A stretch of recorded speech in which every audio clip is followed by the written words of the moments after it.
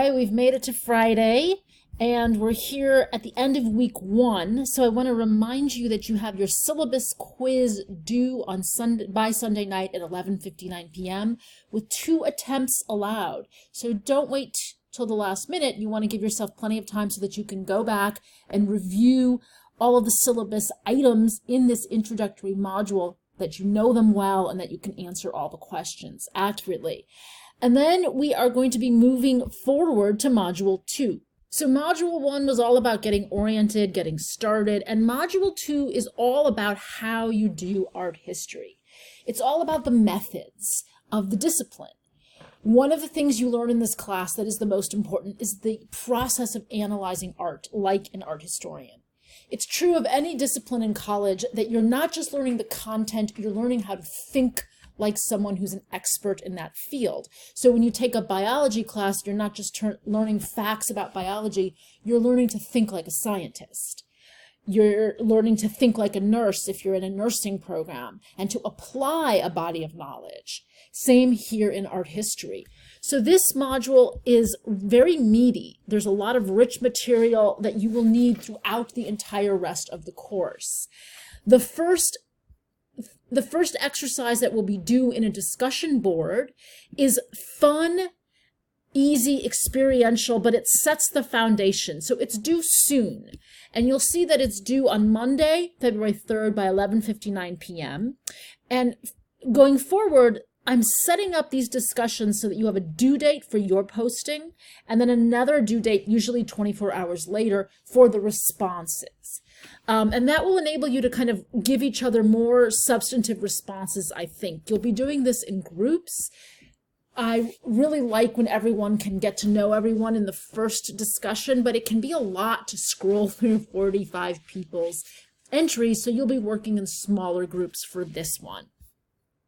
So we take about a week with this module, and you'll see that you have a bunch of videos that are meant to complement the reading and help you master the concepts and terms in this module that are so important to what you're doing. And I keep scrolling down because I'm trying to find the next button. Where is it? Okay, there it is. It was lower than I thought. So moving forward, I have a little Q&A section, because when you look at this first reading in the textbook, you'll find that, wow, there's a lot of terminology. Maybe it doesn't all make sense at first, and that's completely natural. We will toss it around together in this Q&A space to clarify anything that's kind of foggy. You will also be doing a process that's so important called formal analysis, and you have a lot of materials, both video and written, to help you on that. And that's your second discussion, your Wednesday discussion, with your posting due on February 5th, as usual on Wednesday, and then your reply due the day after. The third major element you'll be learning here is about thinking historically, because you're learning in this class to deal with the visual experience of the artwork, but also to understand it as a historical artifact. So you've got both video lecture, and you have textbook reading, and you have an assignment to help you with this. Because one of the things we do in art history is we build an interpretation of an artwork by layering together a visual analysis with a historical analysis. And this is going to help you get clear on what goes into doing that, where you get a full account of an artwork. And then you conclude, as is typical, with a quiz for that module, which will be due on Sunday, February 9th. That's typically the case for quizzes. At the end of a module on Sunday night, you want to have completed your quiz that you get to do twice. There's no time limit.